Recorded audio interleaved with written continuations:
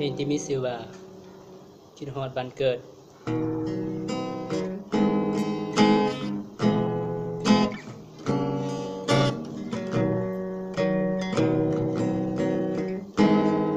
จำจากบ้านนาเพื่อไปศึกษาอยู่ที่เมืองใหญ่จากถิ่นจากทางแดนไกลหวังให้ได้ความก้าวหน้าเพื่อมาสร้างสรรค์พัฒนาบ้านเมืองของคนเพื่อความหวังให้ได้เป็นคนให้มีผลงานที่มีชื่อเสียง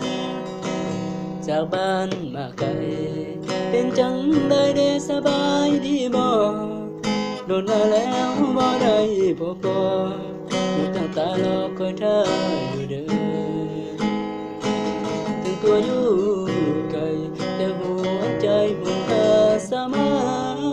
ยังบ่ลืมคำว่าเล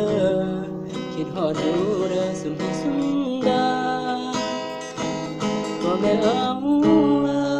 ลุงป้าพี่น้องทุกคนคิดฮอดเด้อทุกคนหมู่เพื่อนและมิตรสหายคิดฮอดคือเก่าวันเฮาเคยตอนยังวัยคิดฮอดตั้งเพื่อนยิ้มและสายว่ามีวันใดที่จะลืมลาตอนอยู่บ้านนาเราเคย